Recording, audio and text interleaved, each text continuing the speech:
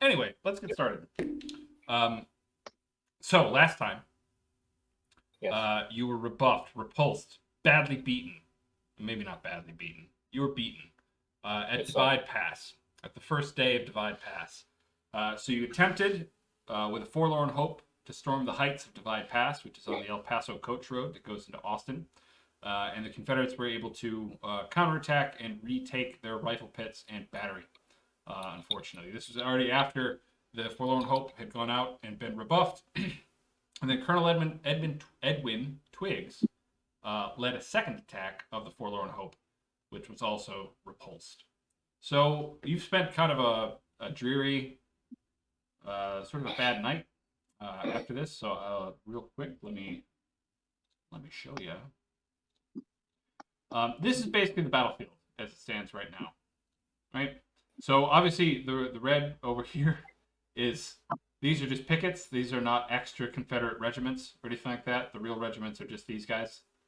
It's on a straight line with their batteries behind them. And so Twiggs, you've been able to kind of give a sort of a sketchy idea to the rest of the division about kind of what's there since you've been up there. And they have some works. They have obviously kind of their headquarters and everything kind of laid back over beyond the reverse slope of the hill and whatnot. But you got basically to the crest of the hill when you kind of suffered the counterattack and had to withdraw. So this is later that night. This is probably midnight. I believe it's September 7th.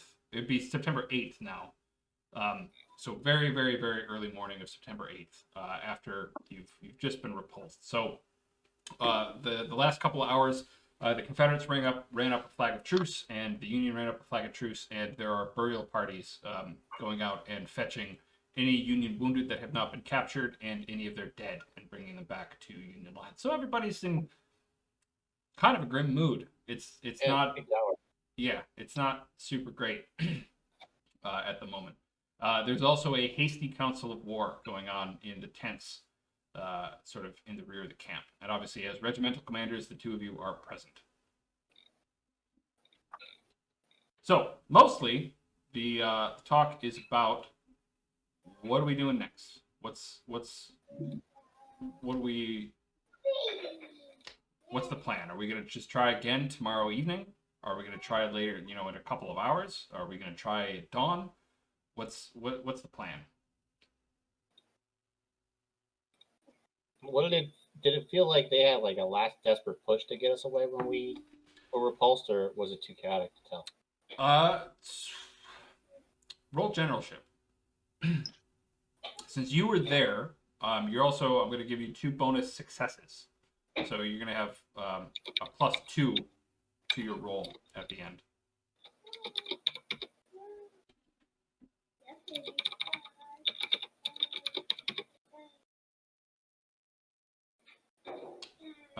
That's a total of 6. So +2 successes. So that would go in your skill slot. I'll write up like a thing to remember. I keep getting the hand yeah. The robot. Well, it's just like I need a better way of saying +2 because then you just put it in the syntax, and which makes perfect sense. But that's so no, with a 6 though, so you were actually up there long enough that you got a pretty good idea. I mean, that was a pretty desperate charge. They went in with bayonets, like they had a lot of wounded and a lot of killed. Their fortifications aren't that severe. They have pickets and everything out now, but you basically they kind of have gravel slopes for their artillery fortifications rather than like any kind of real earthworks. This is hard ground to fortify without like bringing trees or bringing any kind of like construction materials, and they clearly don't have that capacity. If you have any specific questions, I will answer one of them. No, I was kind of just looking for a vibe. Like, if we push them again, would we meet with stiff resistance or have a good chance of breaking? And it sounds like we have a good chance of getting them if we push. Yeah, it was a pretty desperate counterattack. This would have been just a couple hours ago. Go ahead. Were they successful in spiking any of the guns, even in one of those like less than hyper permanent ways? Probably. Like, Actually, it's like a mild inconvenience, yeah. and then that might determine whether or not they're gonna get their guns functional again in the next hour or two. I would say with a 6 in generalship, which you just rolled, then yeah, you probably did. You probably at least had a couple of ramrods like jammed down the touch holes of a couple of cannons. So like their artillery park, you have certainly haven't taken their batteries out of action or anything like that, but they might have a hard time. Like they have to have a guy wiggle at these fucking Springfield ramrods that are jammed down their touch holes until they can get them free. That or even just like rocks and dirt and mud shoved into the barrels, and like your guys have been around long enough, and like they know the importance of silencing batteries as much as you do. So like yeah, you definitely personally witnessed a couple of your men, a couple of the guys in the Forlorn Hope at least, like shoveling in gravel and stuff into the mouths of the cannons and whatnot. So like One of them did the Bugs Bunny and flipped it all the way around on the carriage to point the other way. yeah, a couple of you guys probably like took like hammers and chisels, and just like took out, like the little brace over top of the trunnions, and just like removed those. So if they fire it, it'll just like skip off, skip off the back of the actual carriage. Well, I'd say, yeah, if they, I'd be more inclined to use the advantage that we seem to have with those spiked guns and move in, maybe at dawn, maybe give everybody a little bit more, although I'd want to be up in the trenches before it crests the sun crests course, the hill yeah. if we're straight east. Yeah, so that'd be sort of a pre-dawn assault. Okay. Let me see what the rest of the general staff is thinking. Okay, so for the most part, that seems to kind of be the temperature that you're getting. Is like most of the guys here in the tent. I mean, these are brigadier generals and colonels, and you guys have done pretty much nothing but beat back kind of scrubby patchwork West Texas militia this whole time. And a lot of the guys in the tent here, some of these other colonels and everything have been like went up with the first Forlorn Hope, and you've taken some casualties. You've got like 60 dead. You have for the first time like a functioning like field hospital going on probably within 20 yards of you, and you can hear the screams of the wounded and everything. And it's kind of gnarly, but like the feeling isn't necessarily like, oh man, we got beat. It's like, motherfucker, these sons of bitch. Like, you know who these guys are. They're like these Texas Rangers. These are people who spent, the last couple decades like fighting Indian raids, and they don't know how to stand up to like actual armies. So let's go get them.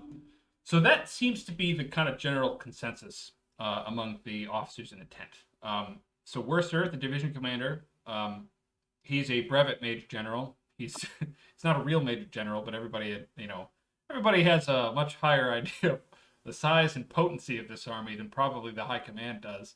But anyway, Worcester, the only condition that he's kind of putting on is that it's no longer going to be a volunteer thing. It'll be done with assigned regiments, and Worcester is going in at the head. There's not going to be a Forlorn Hope this time. They're not going to mess around with that. We're going. This is it. Like, if we're going to punch through this stupid held pass, or we're not. Right? We almost got through it a couple hours ago. We're going to let everybody get some rest. We're going to break open some some tins of ham, and everybody's going to eat as well as they can, and then we're going over.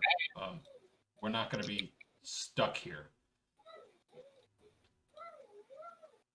All right. Okay. That sounds good. All right. Yeah. And then they have this is not the first time you've heard it along with this division and everything, but basically just as you leave the tent, maybe a bit of an omen, you hear the funeral march played. Like, oh. So some of the men that you've policed back, some that have been policed back with like the burial parties have gone down, and the truce flags have been basically withdrawn. So it is dark, but it's in between a full and a what do they call it? First quarter or whatever. Hmm. What's the last quarter? It's Something. like the moon is quite bright and it's a clear sky, so it's still like it was a full moon like 2-3 nights ago. Um, this is actually real. I've looked it up because people recorded this because people are nerds and they've always been nerds, and so you can actually like literally punch in a date in 1863 and it'll tell you what phase of the moon it was. So yeah, it's quite bright. um, but anyway, yeah. So the basically the only thing to be really determined is what order the regiments go in. And obviously the sort of priority is being given to infantry regiments because they're the ones that are expected to do this kind of thing. Cavalry regiments not so much.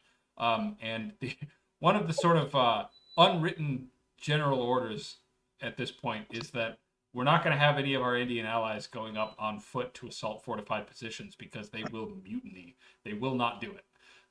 Yeah. So, but yeah, so there are obviously most of the colonels in the division are volunteering their regiments to go up, regardless of what their officers and men want to do. But that is the thing. So this would be for specifically for Regis. If you want to try to volunteer your regiment to go up, now's the time. I guess one of the things that I would like to know is the mood of maybe my specific men. Okay. Perhaps also influenced by, when we're cracking open our cans of ham and what have you. Yeah. Especially at the funeral march, I would like to mute any of the, everyone gets a shot of Cash Regis's select reserve Of course. that we have, and stiffen the resolve and that sort of business. Of course. I would say Their go officers, ahead. what have they? Yeah. I would say go ahead and roll your what would this be? Something charming to kind of get the pulse of your subalterns, especially. Okay. So my charm and What do you have? You have like friend of the miners is your units thing, right? Personal magnetism, that's the one.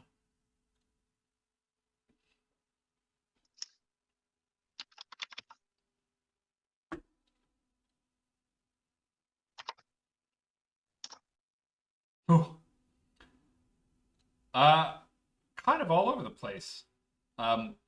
Your regimental mood is not really cohesive.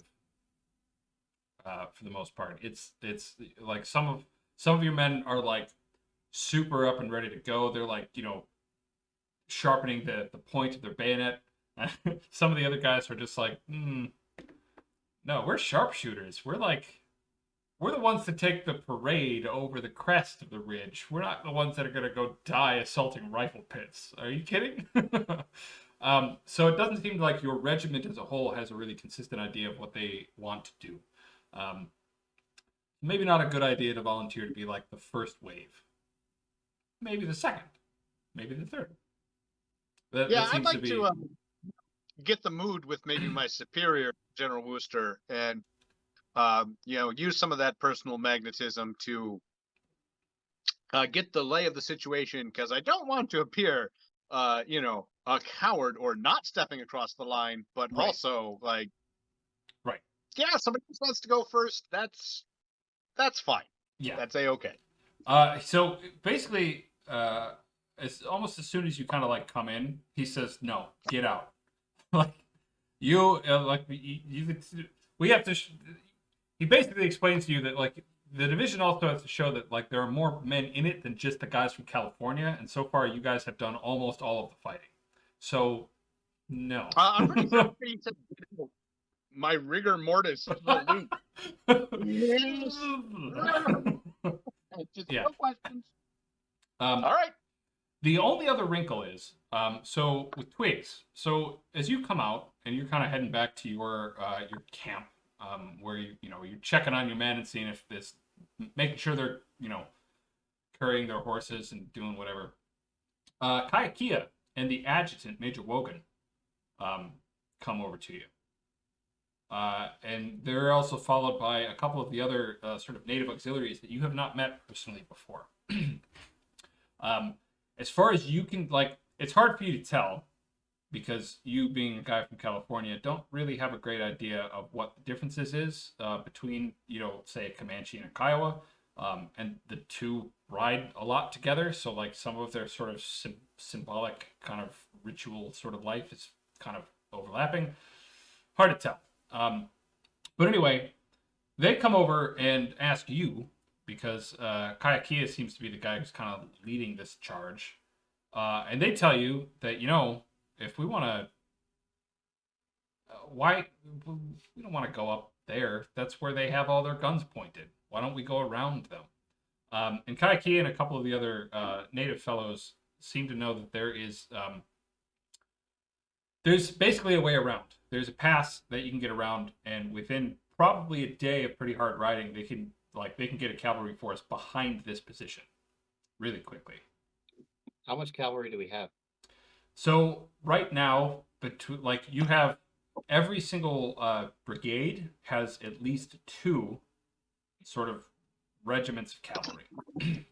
So you guys have probably a third of your whole force is cavalry. We have a lot of cavalry.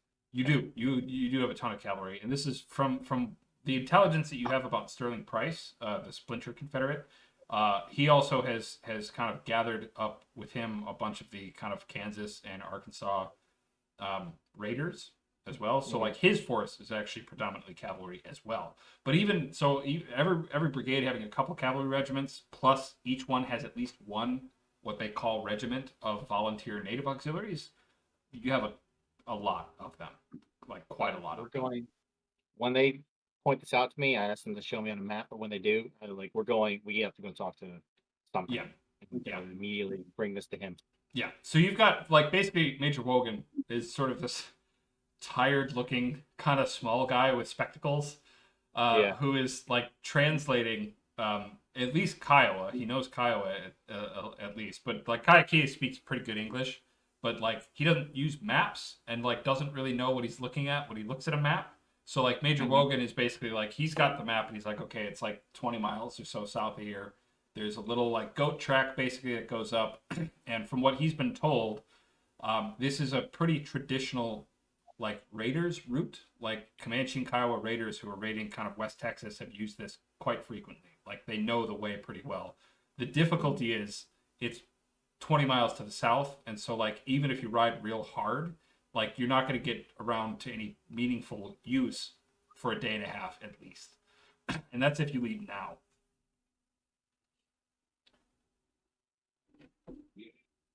Well, we know where. All right. So, what is Stump Grinding's initial feelings about it? Grinding is, Either let's way. say, skeptical. He's like looking at this like, listen, why don't we try this, right? We're going in a couple hours. We might just get right over top of them then, and we just want to get on the road to Austin. And if we do that, half our force is riding south to get to a goat track so they can go and ride around. That's just going to be a big waste of time. It's going to be a waste of time, waste of water, waste of food. We'd rather have everybody here. If we fail tonight, that'll change everything, of course. But right now, to grinding, it looks like a waste of time. Okay. So I assume he has to sleep. I talk to the Kiowa. Yeah. And I ask them, look, obviously, Stump Grinding doesn't want to go do this, and I can't just go and do something without him, like directly against what he wants us to do. Right. But I think it'd be a really great idea if you took some of your more rambunctious guys. Not many. Just go check out that pass and make sure it's clear. And just to hold make it. sure. Just to make sure. Yeah, just to make sure there's no rebels coming around us. There might be rebels there. Yeah, and if things go badly, we'll be there, say, sometime, it'd be 2 days from now, I guess, right? We'll meet you there, and if you don't hear from us for 3 days, assume that, just cross over and meet us on the other side. Yeah. Assume that all is lost. Yeah. Or potentially all is great and we're on the other side. Either Yeah. way, oh no. We said it so like, okay, if you don't hear from us in 3 days, come back. Otherwise, we'll get word to you that we're going over. You'll see Okay. us. We're coming by. I mean, I think as a resident classicist who, heard many of these stories in the library of my youth, I can also tell you always want to check Goat Pass to make sure there's no yeah. misshapen, shriveled up betrayed Right. the rest of their. Right. So basically, like what they're talking about is kind of down here, right? Right by the D and Divide. Yeah. So that's quite far south. So that's a good if they leave now at like 1 a.m. they're probably not going to get there until like 9 or 10 in the morning. Oh, excuse me, that was gross. And then it's like basically an uphill climb, obviously, and then around, and then the same distance all the way up to kind of the rear of Divid Pass here, right? And that's pretty hard traveling. Like that's a pretty steep slope that goes right into a river.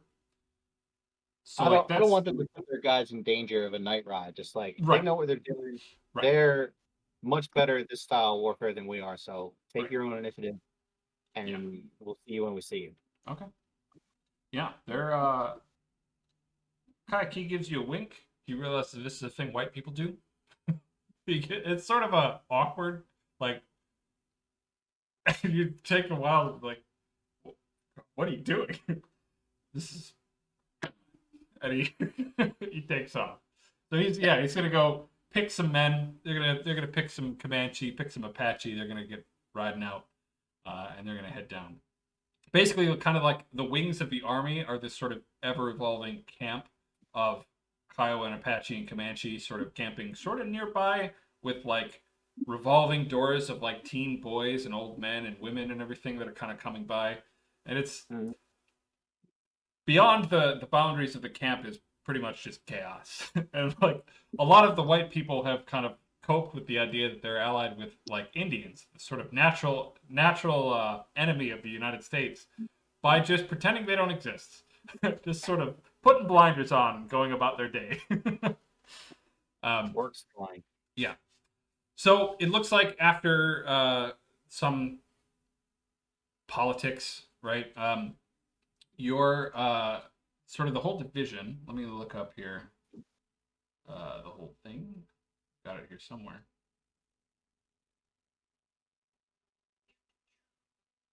Problem is I have too many different games, and all of them have different like sheets. But I can't put them all together. Of course, that would be silly. There we go. All right. So it looks like what you call colloquially the Blue Top Brigade is going to get mostly the honors of taking that first withering fire from prepared positions at night. That actually has the only two regular regiments that were stationed in the West at the outbreak of the war. It's the 5th and 7th U.S. Infantry. The 5th Infantry is their motto is "We'll try, sir." I remember these guys, man. Like that's real. I've got the picture of where that came from up on my second floor. Yeah, that's This is the guy who they told him to climb up the castle in Peking. yeah. And he's I'll try. Give it a go. Yeah. But yeah, these guys have been around since the War of 1812. They're one of the very few kind of long, sort of what America would consider kind of an ancient and storied regiment that has existed for like 75 years older than everybody else. Yeah. So they've been around for quite a while. But so it's the 5th and the 7th that are going to be basically the first. They're going to shove those two regiments straight up in a couple of hours when they decide to go. There's going to be no preparatory artillery bombardment. They're just going to go. Bayonets, no shooting, nothing. But that's going to be in about an hour or so. You have a question? Do their pants match their jacket? Of course not. They have? Well, some of the regular infantry are like the only ones who have they don't have the kersey blue. They have the blue that seems to make more sense. Yeah. So Be nice. Be like camouflage at like 2 a.m. That's true. Yeah, they have they have like dark blue round coats or round jackets. Rather than kind of like the long ones. Like they're cut in like the Mexican War pattern, like the really short like coatee without tails, just a round jacket, but it's the same kind of dark blue. Yeah. Of the whatever the Union blue or whatever they call it. But their pants are sky blue. Their trousers are sky blue. So but they do still have those stupid tall Shakos. They've got those goofy ones. They've all taken the ribbing out so they slope on one side or another. Their hats are flaccid. Yes, exactly. But those two are going to go. They're regulars, and of course, no regular is going to retreat when they're being watched by a bunch of fucking volunteers because they're professionals, man. They've been doing this before. Not that they have any experience or anything that is more than the experience of most of the California guys who've been now at war for a year and a half. Anyway, the chauvinism continues, of course. They got a fancy federal designation. True, they do. And yeah, they can tell stories about how none of the people who are there now were at the War of 1812, where some of them were stationed. Some of them, I think the 7th actually was present in the Battle of New Orleans. So some of them, I'm sure. Yeah, Cotton Balers. That's their nickname, I think. Yeah. So yeah, you hear a lot of stories about the campfire, about the superiority of regulars and the minute training and everything they've had, and they mostly the difference seems to be that like a regular can get executed way faster than a volunteer, and that is the biggest difference between the two. But anyway, yes, the 5th and the 7th are going to go in first. Regis, your guys are in the second wave, so you're going to be kind of one of the sort of leading elements of the second wave. Hopefully, they'll be able to get a foothold on the crest of the hill, and then you're just going to go in, come hell or high water, and push them out. They also would like twigs. They would like some of your men to form a couple of sharpshooter detachments to beat up the vedettes of the Confederates in the meantime. So basically, they've got their... let me share it again. So obviously this goofy line of the this one here, right, is obviously that is not their regiments. These are their vedettes, their pickets. So what they'd like you to do is to take get some volunteer detachments and everything, and just shoot at their pickets if you can find them, and beat them back in toward their line. You hopefully want them to not be there at the time of the assault, ideally. So if you want to, you can take command of one of them if you want, or you can let some of your subalterns do it for you. I'm going to let my subaltern, those guys. I'm going to let the lower level guys take care of it this time, because I went in last time, and they're going to get grumpy at me eventually if I keep doing this. That's true. That's probably true. So yeah, go ahead and actually give me a 5 and 5 dice, 2 skill. Because this is, again, something that your men in particular really like doing. They're really a big fan of this. And you're also being joined by a bunch of volunteers who will not be told no, who are from various Indian tribes that you can't identify, who just sort of follow your guys out and kind of park themselves nearby. And yeah, they start blazing away too. I'll let that happen. Yeah. I hope at least one of the Kiowa is named 5 dice 2 skill. 5 dice, 2 skill. This is my grandfather, 5 dice. And 2 skill. Yeah. Okay, we got 5 successes. 5 successes is pretty good. So 5 successes is enough that one of your men sort of breaks protocol and comes running back to you. This is about 2:30 in the morning, probably.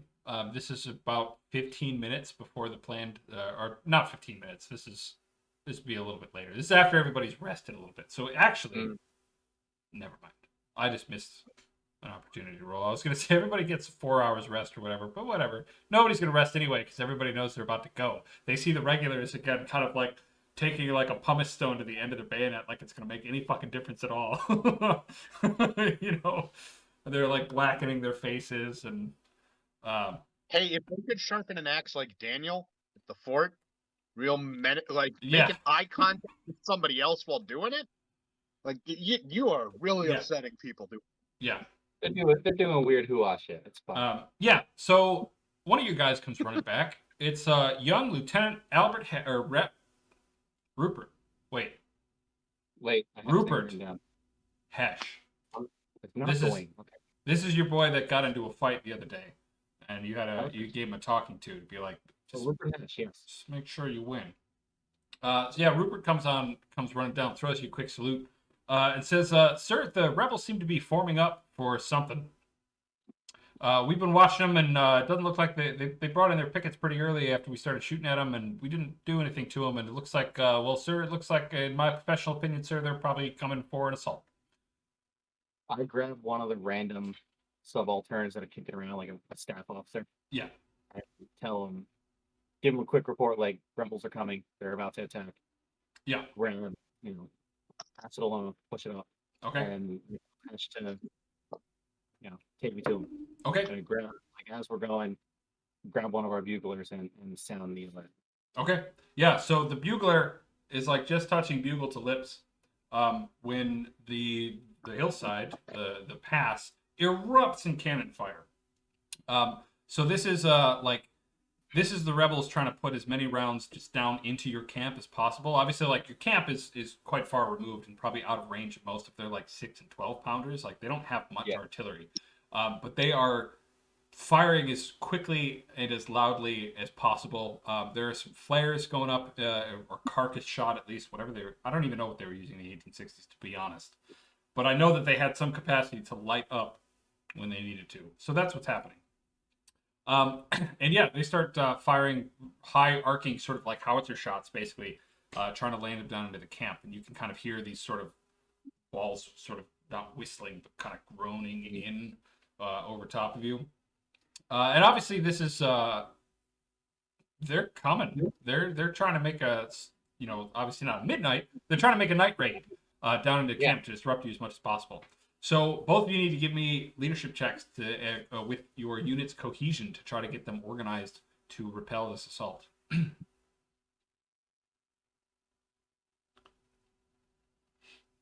Let me shift your. Is this something we can put manpower into? Totally, yes. So the way that works is I'm going to add that to the first number, right? So if I put 3 manpower into it, and I start with a 4 cohesion, that becomes roll 7. Correct. Yes.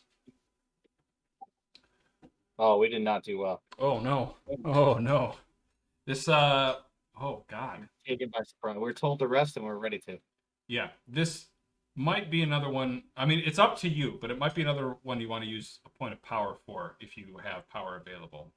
So what is the power? Does it let me re-roll? Does it just let me get rid of some of the 10s? So yes, you can either you rolled 110. So if you use a point of power, that'll reverse that into a success. So rather than a -1, you'll end up with a 4. You can also either just get flat 2 points, 2 successes added to the roll, which will also just get you to 4. Or you can scrap that roll entirely and re-roll. I prefer to re-roll because I think Okay. we could do much better with the 7. Okay. I don't have a lot of power or manpower reserves, so I think I'm stuck with it. Did you de-assign all of your manpower from before?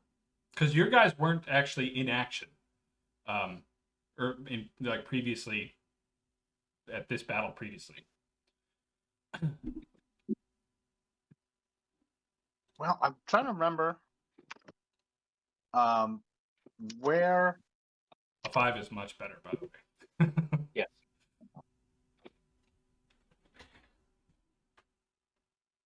I guess, yeah, I should have it back then, because I think it was just all in like detachments. Yes. Yep. So all of your detachments would have come back, and your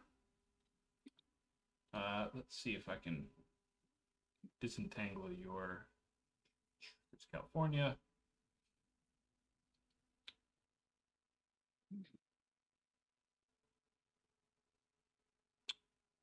Yeah, I can't remember what your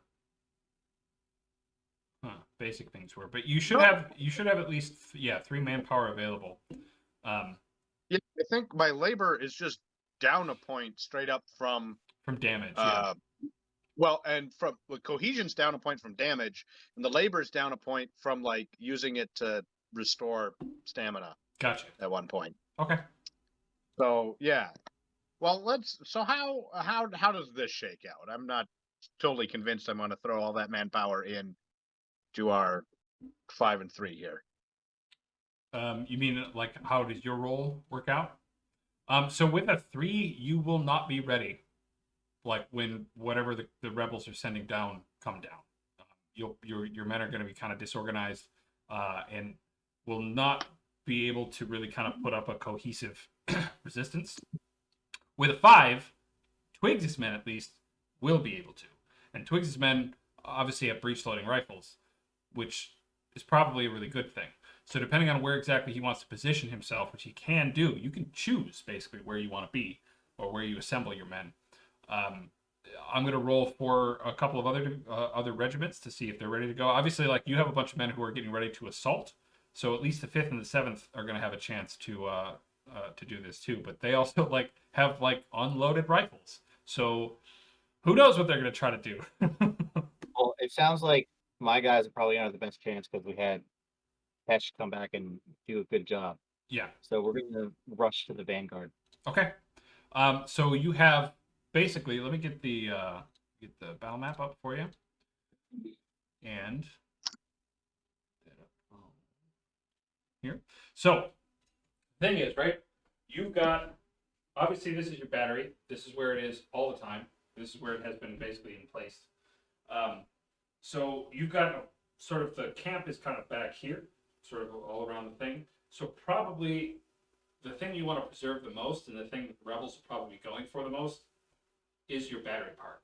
So if you can kind of park your regiment in front of that, would probably be a very good thing to prevent whatever they're trying to do. So you essentially see kind of this kind of thing, right? Their guns are up here. They're both firing kind of down toward the park. So you're obviously going to be putting your men at risk, but they will be able to protect the guns. If you're able to slow them down enough from overrunning the guns, that hopefully will give at least the 5th and the 7th regulars time to form up, hopefully, at least like over here somewhere, ideally. While the rest of the division is going to spend some time trying to organize themselves and get ready to go. So what do you want to do? Well, like you said, we know that the guns are going to be the most valuable target, so we're going to go there.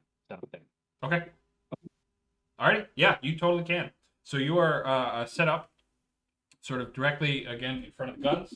And let me roll for the 5th and 7th infantry. Luckily, the 2 of them both have pretty good officers, so...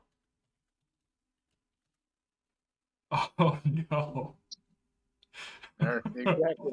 It is just the volunteers from California. Just the mounted volunteers from California making a gallant stand against this rebel assault as it comes down the hill. And so it's gotten to a point now, right? They are coming on down, and they're just going. So their guns have silenced in the last couple of rounds. They are getting to within a couple of 100 yards, right?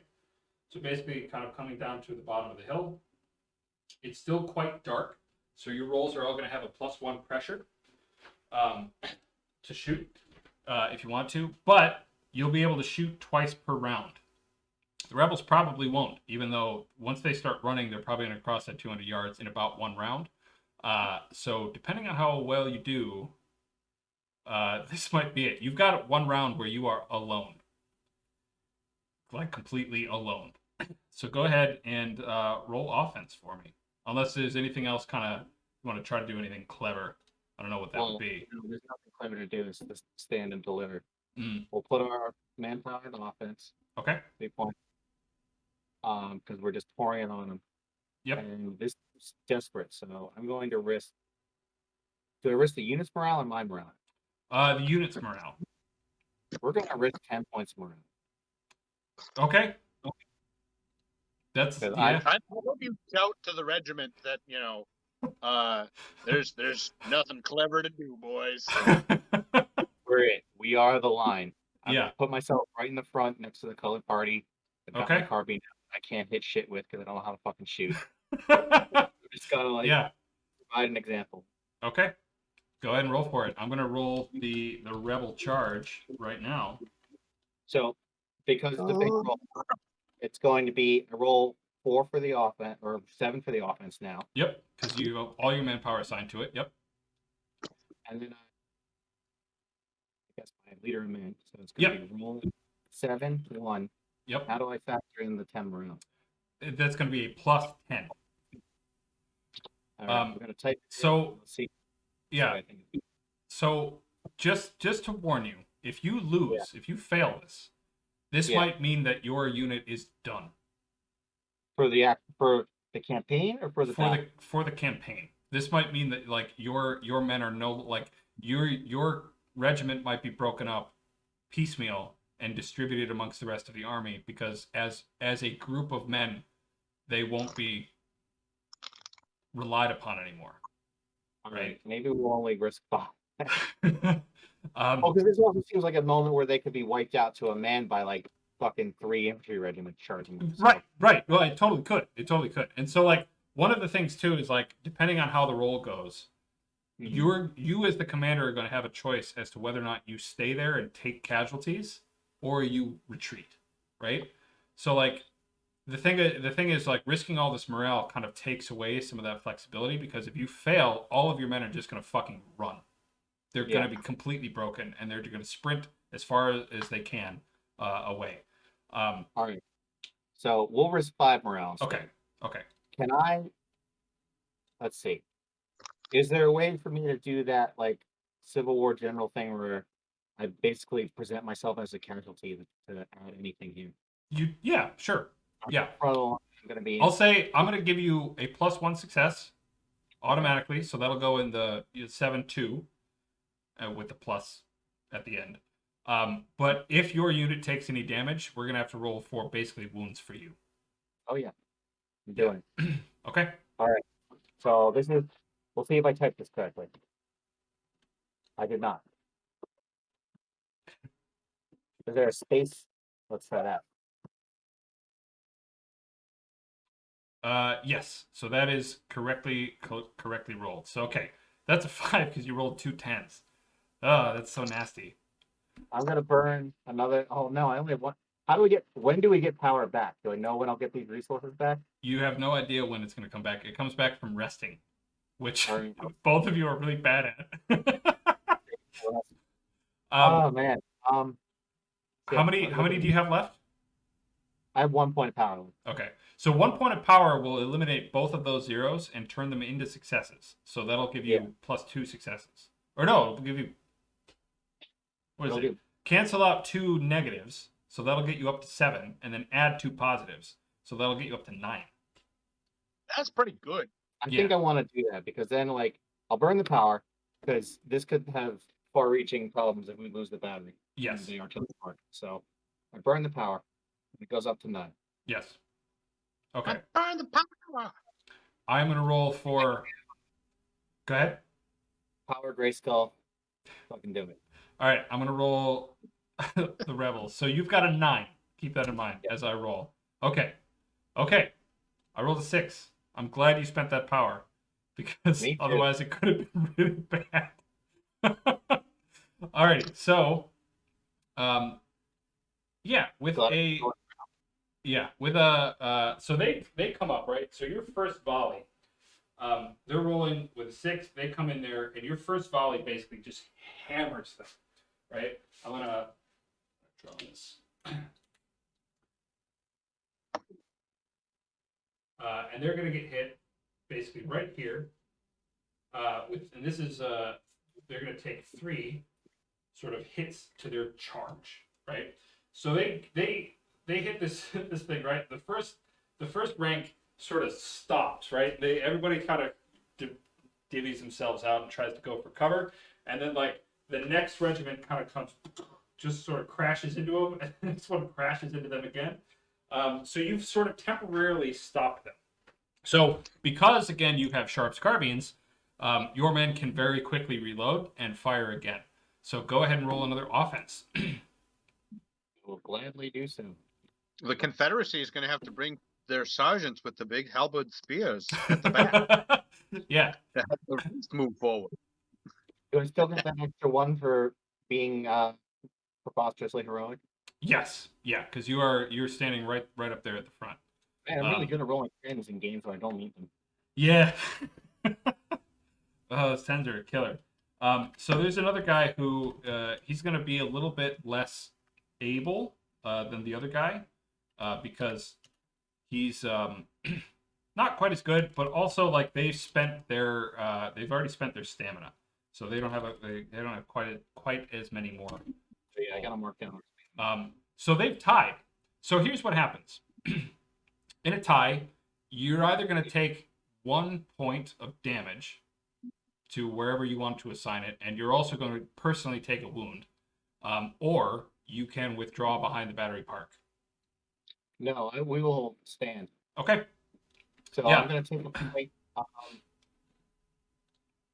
Already had damage to my labor from last game. Did we ever recover that? No, because it's been literally 4 hours, like 4 or 5 we're gonna- hours since the last one. Okay. And then I will take a wound in Yep. some manner. you get to choose it because it's only one, so you get to choose where it goes because you tied. It's going to go into athletics. Okay. Okay. That's- Yeah. Yeah. So the wounds are reducing dice in your pool. Correct. Yes. So it's only one die. Mhm. I take a hit in that. So I catch a spent round or a flesh wound or something. Yeah. Let's say it hits kind of your arm, so you're sort of gonna have a kind of a gimp arm. You're gonna have to Ow. kind of hold it up. This sucks. Yeah. Fuck. But okay. So what's happening now, right? As I go back to the battle map, basically they're kind of accordioning themselves all sort of over here, but now they're kind of spreading out a little bit, and you can see them. You can see in the moonlight kind of their ramrods and everything working up. They're loading, and they're going to get ready to pour fire into they're going to shoot through and past you to try to hit the artillery park as much as they can. So the we'll have Regis. You guys are going to roll. And we're going to have the two regulars also get a chance to roll to see if they can assemble in time to come and support you. Okay. The 5th are going to come up on your flank. And the 7th are also going to come up, but they're going to have to take another round to kind of move over to get to the left. So you're going to have the 5th, they come up to on your left flank. And the 7th are actually going to be moving around here, so I'm going to draw this like that. I'm going to now actually use those manpower into. This is a cohesion roll. Yep.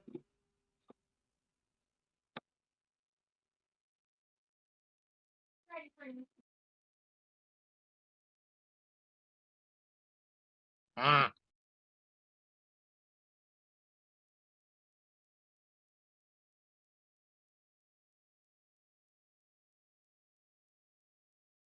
What'd you roll? Oh yes, I got a 3. Okay. With a 3, you basically can start a movement somewhere, but you're not going to get there until the beginning of next round. Is there any artillerymen in our battery? Yeah, there are men in the battery. They're warming up and everything, but Twigs' men are right in front of them, so they're not going to start firing anytime until Twigs sort of retreats back through them. So right now, it looks like the 5th and 7th are heading up to the left flank of Twigs' men. If you head up to the right flank, that'll give him a chance to actually sort of withdraw sort of behind the battery. Away of Yeah. cannons? Yes. Yeah, that's what, excuse me. That is what we will in fact do. Okay. So I'll have you guys move up. You can start your movement here. But you're Not gonna be morning, able- man. Yeah, you're not going to be able to act until next round. So we'll have Aegis. And obviously, the rest of the army is sort of assembling up too. It's mostly just to see if these Confederates will at any time actually be able to capture the battery. So that's what we're kind of aiming for here. All right. So the Confederates are going to start shooting. They're going to see if they can roll. Or wait. Yeah. So there's a couple of other guys. These are just sort of subaltern level dudes, though. They're not really all that good. They're going to start. That's what I want. So this will be these guys here on the Confederate right.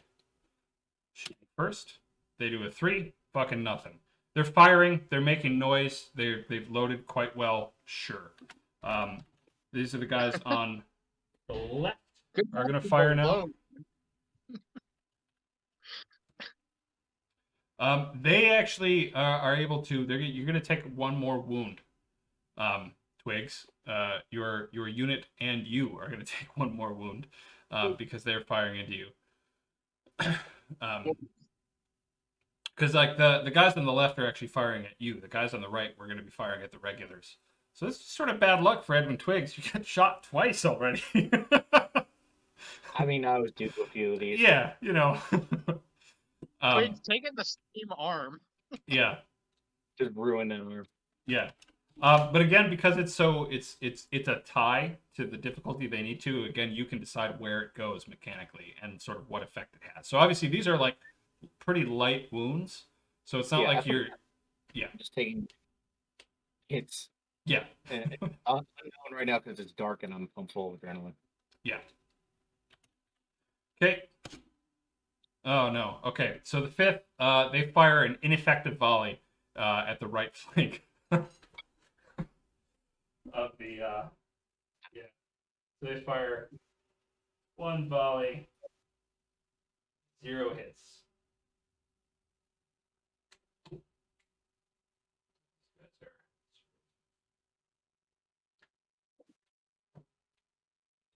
They did one of those Civil War reenactment volleys. That Yeah. was way too elegant. I mean, honestly, like reading descriptions of a lot of Civil War battles, like that seems to have been the case quite often. Is that a lot of men would just fire over, and they, like, if like the rifles performed the way the rifles on paper perform, like there would have been orders of magnitude more casualties in the Civil War. But as it was, like just a lot of guys missed, like a lot all the time. So it's not a big deal. So okay. That is that round. So the 7th are going to get a chance to move. Did the 7th and the 5th fire? Or Just the 5th the are not 5th. there? The 7th are not there quite yet. They just got there. So they actually just succeeded in their movement roll. So their second movement, they get here, and they are now actually have moved up to the flank, and they're going to fire soon. So the 5th and 7th are going to be able to fire Twigs. Obviously, you're going to be able to fire. And Regis, give me 1 movement roll. See if all right. This is movement or maneuver. This is up to you. You mean I mean cohesion. or maneuver? Yes, cohesion or maneuver. Yeah, sorry. Yeah, we're gonna do cohesion where all my manpower is. Okay. And it looks like, oh, Twigs is really okay. Okay, so you arrive, and with a 6, you also get to fire. So as you do, basically right at the same time, so you're going to be able to move from here, and you want to again basically get here, right, kind of on the left, or on the right of Twigs' regiment, correct? Yeah. Okay. So yeah, you move up. Again, giving Twigs a chance to excuse himself from the battery. Right. So you move up, and with a 6, you also get to roll an offense. Go ahead and give me that. Twigs, you just rolled an 8, which is punishing.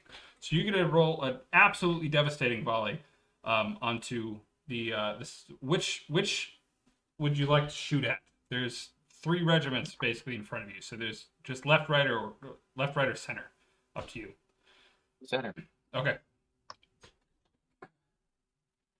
So the center, They are standing in the open. They're basically like 80 yards away. They are not trying to protect themselves. They're in fact trying to advance across open ground. So they are essentially sitting ducks. They also were stymied before. They're just standing there.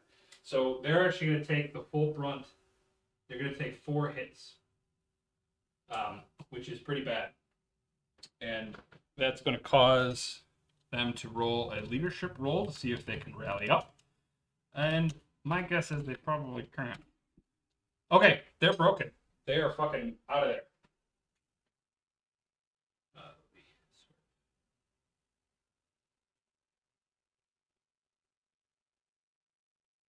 Whoop.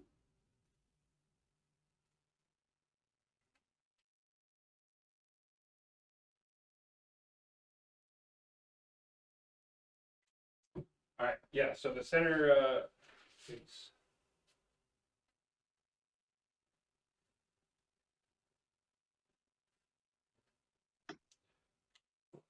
okay.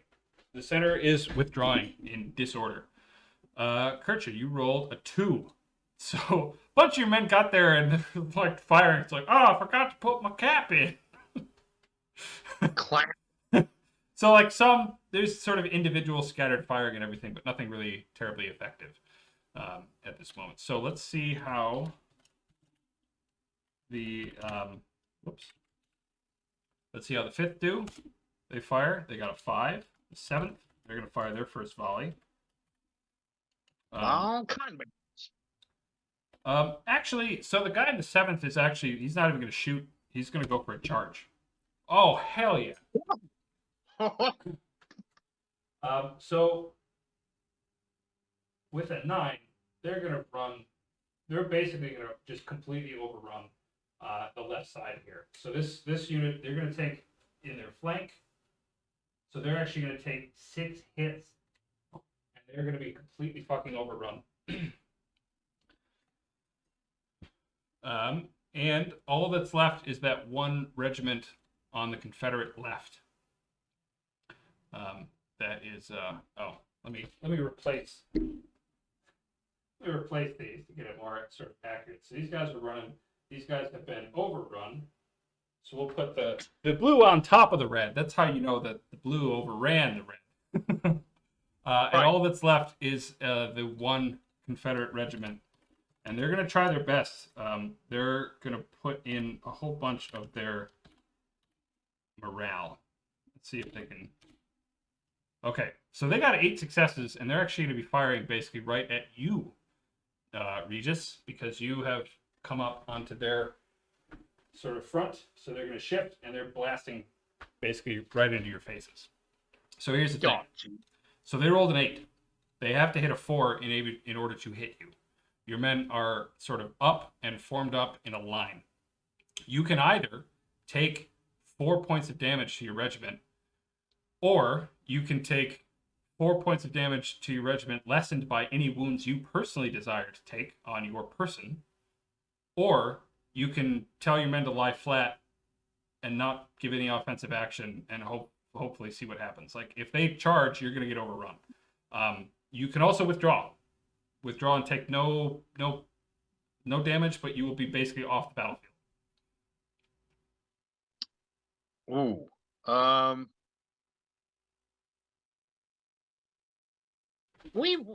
think of the third option. 4 wounds seems like a lot. Yeah. Especially, that seems to have driven off lesser Confederate regiments. So I'd very much like to avoid those. Okay. And I don't want to withdraw from the battlefield, but yeah, I like the idea of lying down. Like these guys are going to also see pretty quickly with the 7th on their other flank. Yeah. And hopefully, yeah. Right. This is right. This is all sort of occurring simultaneously, right? Yeah. So it's So yeah, if you tell your men basically to kind of sit to throw themselves to the ground, I'm gonna say roll cohesion roll. This is sort of how well they listen to kind of just orders in general. I'm glad that's my manpower there. Yeah. I definitely think they're going to be excited to do that. I'm going to say you're still going to take 2 points of damage on your unit. But you're going to stay on the field. And like, you're still going to need it depends on what this guy decides to do, because his men are now running. The 7th are on their flank and might decide not to stop and just completely fucking flatten these guys. But you're still going to take 2 points of damage in your unit. So those are damage to attributes? Yes. So you can choose where they go. So that'll be on either, you can take it to your cohesion, you can take it to your labor if you want to. I know that's not necessary right now, and that's probably the attractive thing to do. But it just means like tomorrow when you have to like dig in or like get, dig wagons out of the swamp or whatever, you just have fewer men to help because they're all on sick call because they all got shot. Well, we'll take one to cohesion and one to labor. Okay. Okay. 2 hits there. But this guy's going to roll another leadership check because I want to see if he actually sees the writing on the wall. This is the Reb over there. And he does. And so he's going to try to withdraw.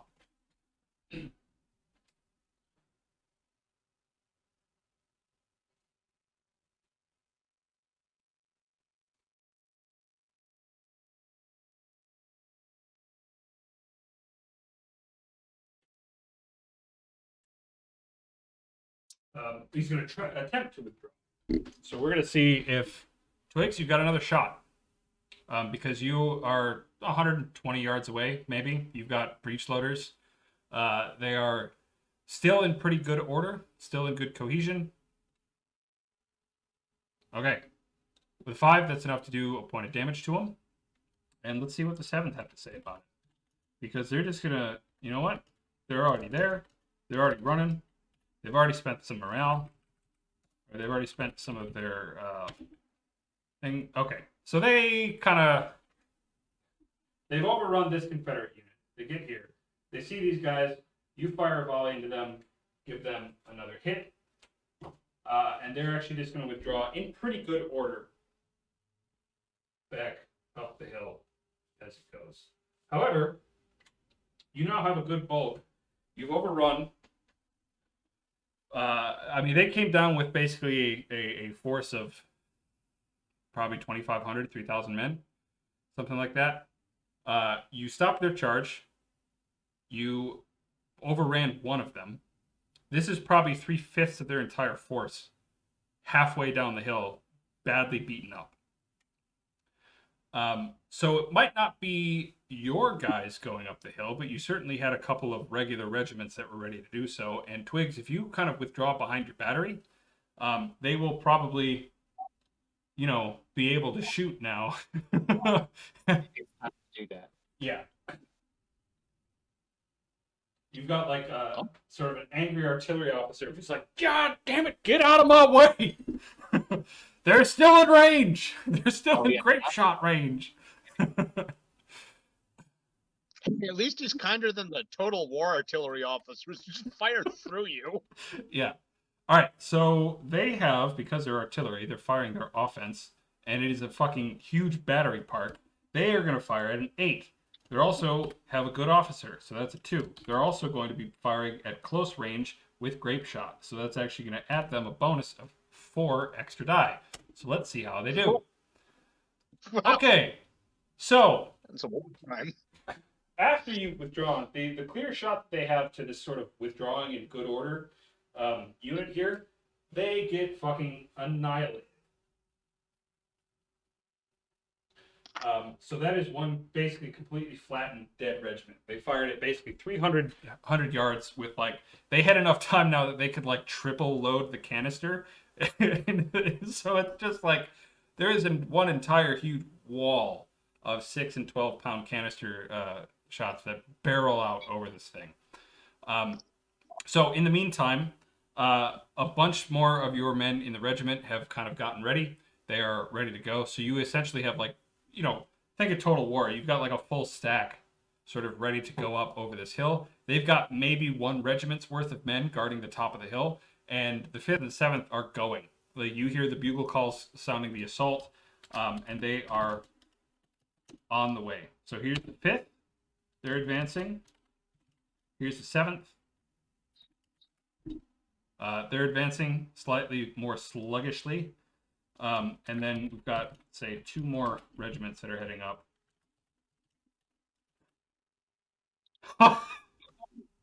5, 4, 3, 2. So you've got the first wave is the 5th and 7th. The second wave is some of the guys, and essentially so the 5th are going to go right up, right over top.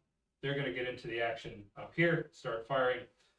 7th, which is already, they've come up over here and overrun. So they're going to be moving up on the flank to support these guys. They're going up. And I'm going to roll one more sort of, these guys are gone. I'm going to roll one more defense from the Confederate artillery. This is going to be basically the only chance they have to stop this. So they're also going to be firing at close range, so they get a +4. Oh, and they do very badly. Good for them. They're probably trying to not hit like their own men as they're sort of streaming past the top of the hill. So I'm going to say that's about that. There's just no way. They don't have enough men to guard the pass anymore. And like every single turn, like you've got more regiments that are forming up from your camp in every direction that are just ready to like go. Plus, you've got a bunch of Indians who don't care about bugle calls and everything that are like mounted up and on their horses and ready to ride straight up that pass if they need to.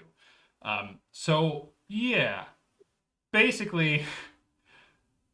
So here's the after action report. As you're taking thousands of prisoners and processing them and talking to them. They were hoping that after being repulsed in like that evening attack, they were hoping what they could do is kind of come down, overrun your vedettes, spike your guns in your artillery park, and withdraw cleanly. So they basically put all their eggs into that barrel, or into that basket. Barrel. You don't put eggs in a barrel. They put all that eggs into that barrel, and they decided to make a dark of night 4 a.m. raid to see what they could do, and it got the shit kicked out of it. So it was really bad, and not what they wanted. So here's what happens. I'll just take this off. We don't need this anymore.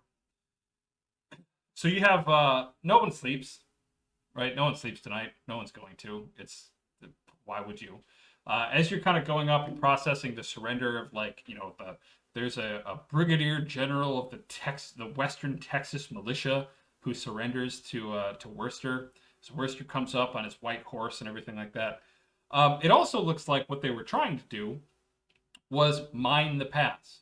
This is exactly kind of what the intuition that you had from the day before was, right? Where they were, you have found them in their works. Let me put this back up again.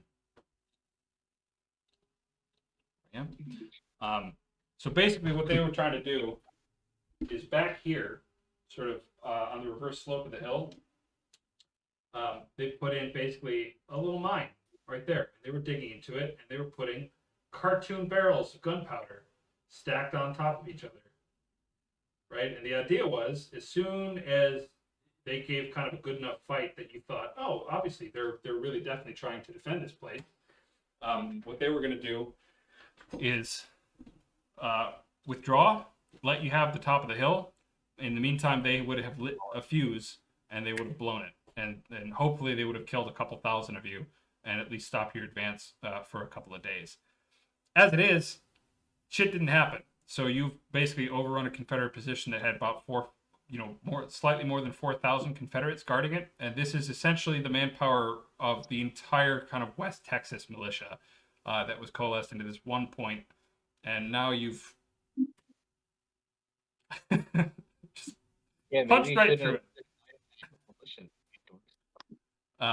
So yeah, you're probably going to have at least a day or two of just kind of processing this, because this is too many men to just let go on parole, right? It's way too many. So figuring out what to do, processing not only the soldiers that you captured, but also their chattels, of which they probably had several hundreds, sort of demining the pass, and then processing whatever kind of goods and material you captured as well is going to be a big part of this. So I'm going to process some lead poisoning in the next couple of days as well. So yeah, you're going to also have to go make a trip to the field hospital. I don't think I'm supposed to these holes. Feel these are extra holes. Yeah. So let me just so I can kind of account for it. Count up the Union hits and the Confederate hits, just so that I can process the things. So Regis, your men have taken 2 hits. That looks like it for the most part. For the Union side, because Twiggs basically just absorbed all the wounds for his own men. That's how very Christ-like Yeah. of you. Yeah. Oh, you've got buckets and you can be up. I'm like, no, I shall. Yeah, but it looks like the Union or the Confederate took like an absolute assload Weird. of hits. Confederates. I'm putting this in my secret server.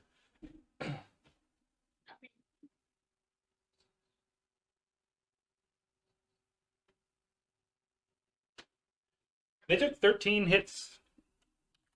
Wow. Yeah. Yes. Yeah. Well, it's mostly because like they weren't. What they were trying to do wasn't necessarily to kill or hurt too many of you. What they were trying to do is capture the battery Slow. park.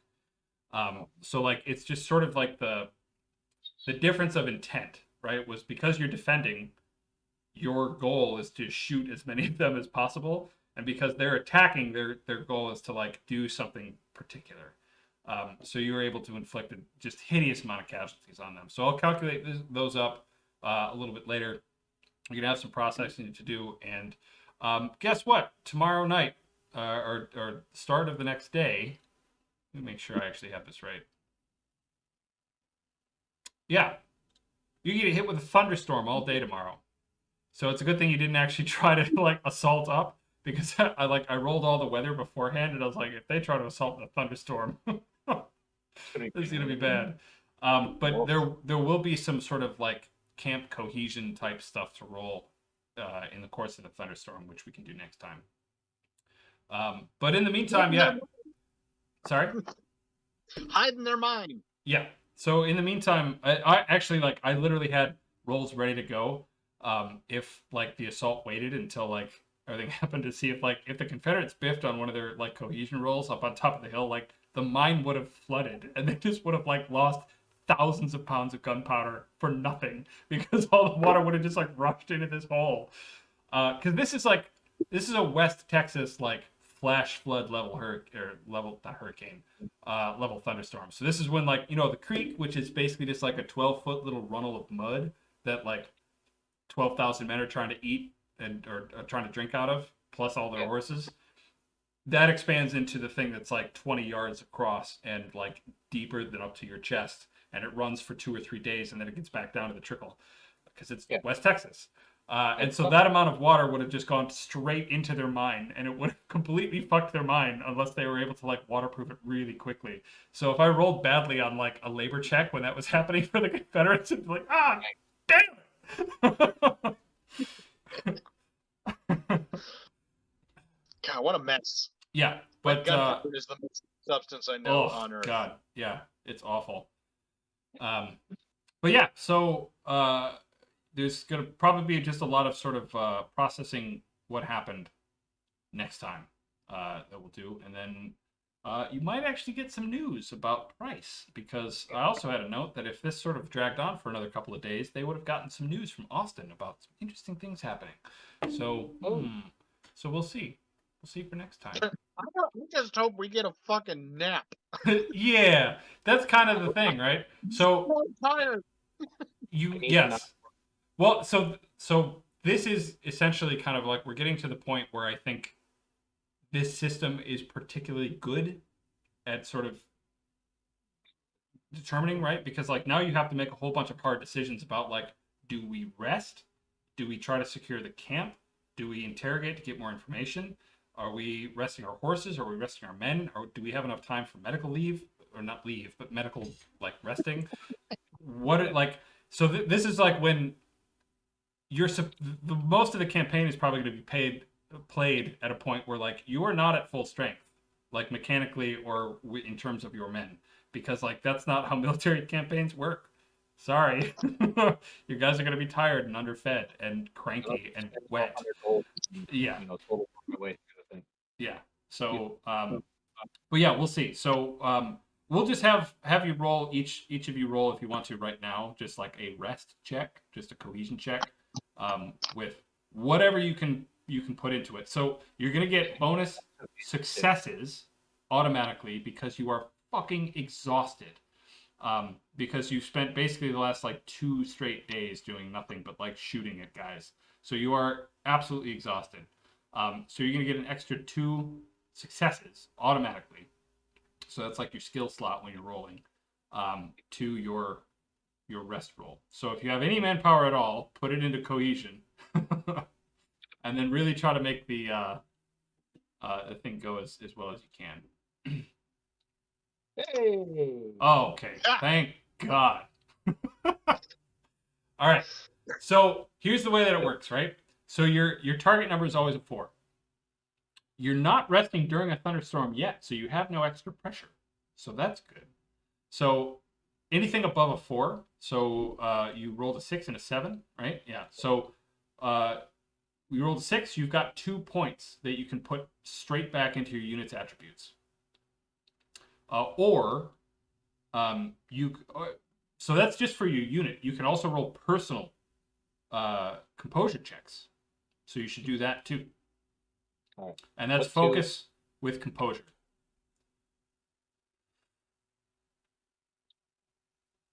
Do we get the rest thing too? Yes. Yeah. Okay.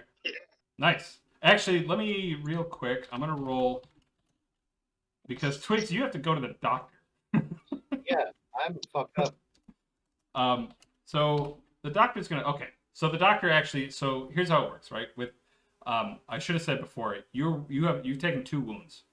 Each of those wounds is not only like a thing that affects you mechanically, but also like adds like pain. So each wound is an extra level of pressure that you have. So technically, you should have been rolling against a 6. However, your doctor basically like she rolled well, which means that every point above a 4 that she gets to take a level of pressure away from you. But also, she just saw you come in. You're an officer. You got shot twice. You're a hero because you defended the battery park. She's heard that. So here's what you get: laudanum. You just go to sleep. This is lovely. I love it. And then, so with that 8, anything above the 5, because that's the pressure you're at right now. So you've got 3 points that you can put back into your personal points. 2 of those can go back and immediately get a point of power back if you want. I do. So you've got an extra point that you can put back into one of your attributes, which is taking the wound. Because the way that you heal is you rest. There's no like magical healing or whatever. Medical checks just treat the symptoms. So like they treat the levels of pressure you accrue through taking the wounds. That's all. So you've got basically an extra 3 points that you can put back into your character however you like. I put the 2 into the power, so I get 1 pip of power back, and I Yep. get another pip of athletics. Perfect. And then Okay. Regis, you rolled a goddamn 9. So you fucking go back to bed and sleep like a baby. You sleep. Bad, even You're just like me. you have the most restful night's sleep that you've had in years. Sleeping on your lump, just curled up, ready to go. So yeah, you had a 4, so you have 5 points you can put back in your character. So I know that you took a couple of incidental wounds, I think, or not, maybe not. So No, I didn't. Like, there was a regimental thing. Yeah. I did not bravely jump in front Christ-like to absorb those. Someone else down the line took that. All right. Well, so with that, you've got 5 points, so you can get 2 points for each point of power that you want back. So you can potentially get 2 points of power straight back into your power pool. But then anything else that you have extra is gone. Or you can sort of save that point to invest again with a point of power later on. I will, because I don't have, like, I haven't taken personally any, like, nothing. So I'm going to restore my 2 points of power and just have maybe that extra point, because I don't know what else would I do with it? Yeah, you just mostly just save it, essentially. Yeah. If you don't have any wounds or anything like that. And so with the regiment, I rolled a 8. Yes. So that's 4 points. Yes. Because Yep. that to 4. Mm-hmm. And yeah, okay. that goes. Well, then restore my attributes, I think. Yes. So yeah, you get just the best night's sleep that you might have ever had. Like, defeating the Secesh. Me. All right. So I also want to say, so you have both now been part of basically 3 or 4 pretty good battles. And I'm going to say that your units now have the veteran trait. So each of you can go ahead and put that into your unit thing. And veterancy is going to, like, you can use it for stuff like rest rolls. You can be like, we've been on the field long enough that we can sleep anywhere, anytime. So you can use that as a skill that you can add to a roll that you make when you're trying to make your composure rolls for rest, just because you're hardened to the trail now, right? You're hardened to the discomforts of the campaign. I would also say, I think that for voluntarily standing up and taking wounds and to defend that battery, I would say Twigs has probably earned a name as well. So what is that name and who picks it? So the name is something that we sort of collectively decide, right? You can, it has to be something that is sort of narratively related to what you've done, right? So you can't just be like, I earned a name. I'm going to be Twigs the Flyer. I have wings now.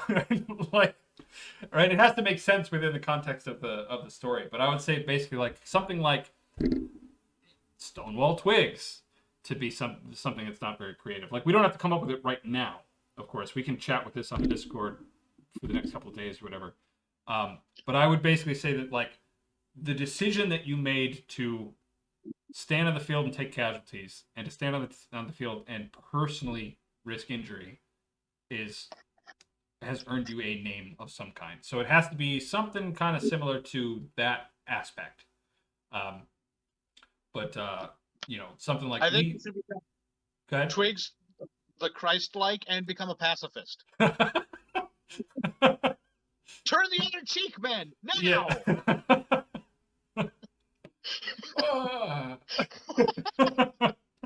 But yeah, we don't have to. We don't specialize in getting in the way of Confederate fire for other regiments. Right. We certainly don't have to come up with it exactly right now. So let's just kind of sit on it, think about it, and then if you have any ideas, toss them up in the Discord, and we'll chat with it and sort of make the big reveal at the start of the next game. But otherwise, yeah, well done. That was real good. Nice. I was wondering if the sort of rebel assault was going to take you by surprise or not, and I'm glad you rolled well, because it could have gone really badly. Yeah. So, all right. Any last details or anything you want to go over before we end? No, I'm good. My dinner's on the table. So I'm gonna eat it. Yeah, same. Yeah. So, all right. Good time. Have a good night. I'll see you next time. Thank you, guys. Yes.